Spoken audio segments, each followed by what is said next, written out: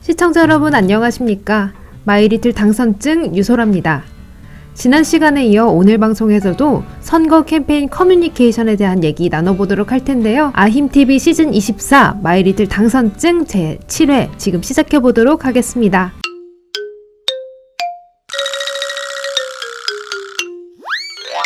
오늘도 시사정책연구소 공감의 안필용 소장님 나와주셨습니다. 안녕하세요. 네, 안녕하세요. 안필용입니다. 그리고 오늘 7번째 게스트로는 이분 모셔봤습니다. 저희 아힘TV와 뗄래야 뗄 수 없는 분이기도 하시고요. 진보당 소속으로 이번 지방선거 대전 유성구 의회 의원에 도전하는 김선재 예비후보이십니다. 안녕하십니까? 네, 반갑습니다. 아힘TV와 뗄래야 뗄 수 없는 진보당의 김선재고요.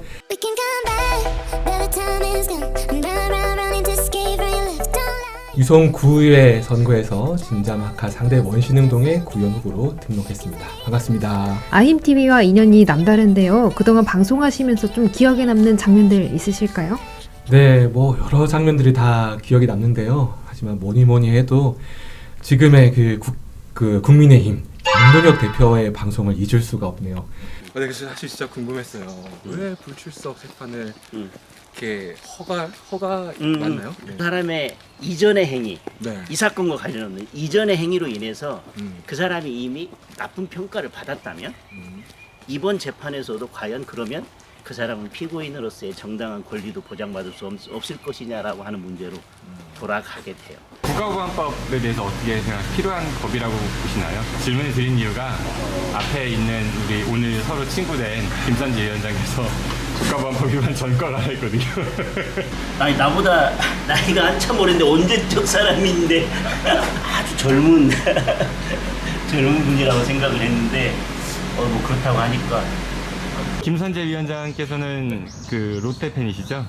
저 딱히 원하는 팀은 없는데. 고요. 우리 장동혁 변호사님은 어디 팬이세요? 한화 팬이요. 조금 전에 아무도 못 들었죠. 네, 이러면 안 됩니다. 텔레비를 틀은 순간 지고 있었던 불쌍한 팀이 MBC 청룡이야. 진짜 그때부터 LG를 응원해요.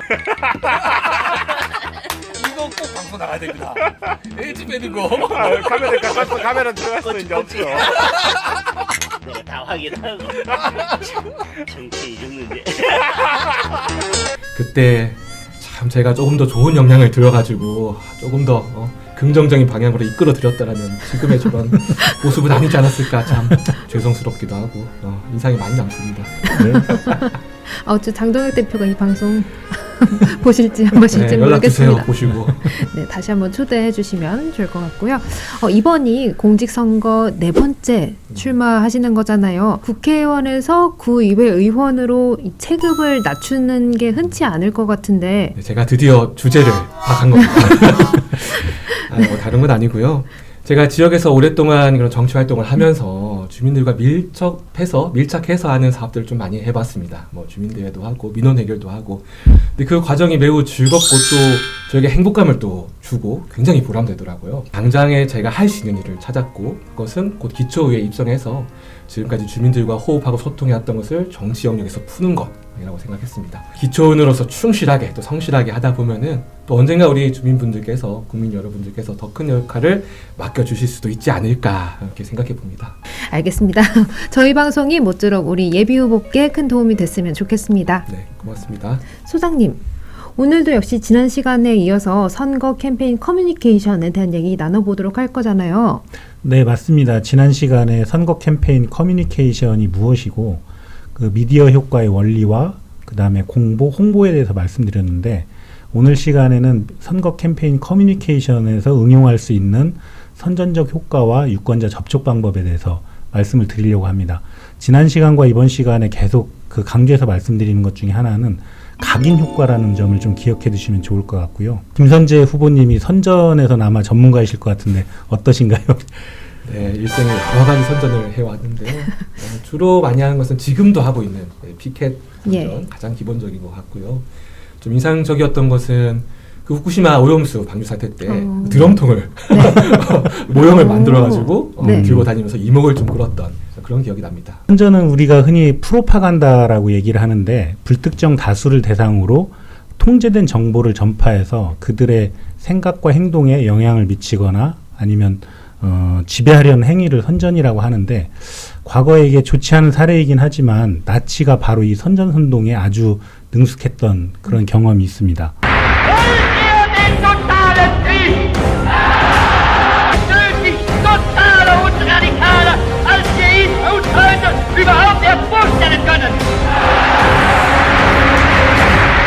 이처럼 선전에서는 그 단순한 메시지를 장시간에 걸쳐서 반복적으로 전달하는 것이 매우 중요합니다. 선전 그리고 선동을 위해서 나치가 로고나 이제 군복 디자인까지 좀 큰 공을 들였다고 하던데 아무래도 이 보이는 면이 좀 중요한가 보죠? 네, 맞습니다. 효과적인 선전을 위해서는 로고나 음악 같은 상징이 매우 중요한데요.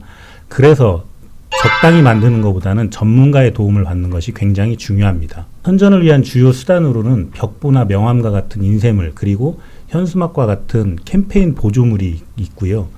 특히 그 후보자 인쇄물을 만들 때는 후보자의 경쟁력과 품격을 나타내는 거기 때문에 디자인과 내용에 그 더 많은 신경을 써야 될 것으로 보여집니다. 그런데 인쇄물을 만들다 보면은 고민이 많이 되는 지점이 있는데요. 넣고 싶은 말은 정말로 많은데 또 그걸 다 넣게 되면 너무 장황하고 또 역효과가 날 수 있겠다 싶어서요. 김선재 후보님 명함을 좀 받았는데 이 선거 명함을 보니까 일단 여기에 김선재 후보님의 이름이 있고요. 그리고 슬로건이 있습니다. 든든한 주민편, 준비된 구의원. 그리고 뒷면을 보면 그 지역에서 하고 싶은 공약, 뭐 이슈에 해당되겠죠. 이런 부분들도 있고 본인의 학교, 그 다음에 사회 활동했던 내용들이 있는데요. 이런 그 인쇄물을 만들 때는 대략 3가지 정도의 방점을 둬야 됩니다. 첫 번째는 그 후보자의 특질, 그러니까 학력이나 아니면 인맥 같은 것, 그리고 전문성 같은 것을 강조해서 유권자를 잘 대변할 수 있는 인물이라는 걸 강조하는 것이 굉장히 중요할 것 같고요. 그리고 두 번째는 내 선거구 유권자가 공감할 수 있는 주요 현안, 가치가 담긴 정보를 제공해 주는 것이 중요할 것 같습니다. 세 번째는 나의 지지 세력을 보여줄 수 있는 정보도 매우 중요합니다. 특히 그 김선재 후보님은 이 당 색깔을 통해서 본인이 어떤 정당의 소속인지 그리고 진보 정치를 지지하는 분들의 그 지지를 끌어내기 위해서 그런 것들을 좀 강조했다고 보여지는데 호감도가 높은 분들과의 관계를 통해서 본인의 이미지를 그 상승시키는 것도 좋은 방법이라고 생각됩니다. 그런 측면에서 이제 우리 예비 후보가 과거에 장동혁 대표랑 함께했던 친분을 과시하는 식의 홍보는 부적절하다고 볼 수 있겠네요. 지금 뭐 거의 국민 밉상이니까 물론 모든 선거에 다 적용되는 건 아니겠지만 TV 토론도 중요한 선전 요소 아닙니까? TV 토론이 매우 중요해지고 있습니다. 그러나 비용 측면이 있기 때문에 대통령 선거나 아니면 광역 시도지사 선거에서 그 비교적 큰 단위 선거에서 주로 이루어지고는 있습니다. 이런 TV 토론은 선관위가 비용을 부담하면서 그 선관위 주체로 하는 토론회가 있는데요. 최근에는 이제 유튜브나 이런 것들이 발달하면서 TV 토론 같은 형식으로 토론회를 진행하기도 합니다. 기초의원 선거에서도 이런 토론을 많이 하면 좋겠는데 그러지 못해서 참 아쉽습니다. 아hinTV에서 좀 개최해 주시면 꼭 나오겠습니다. 그 인쇄물도 그렇고 TV나 유튜브를 통한 토론도 그렇고요. 이게 다 후보자가 유권자들에게 나만의 메시지를 전달하기 위한 방법이잖아요. 그렇다면 효과적으로 메시지를 전달하기 위해서는 어떤 준비가 필요할까요?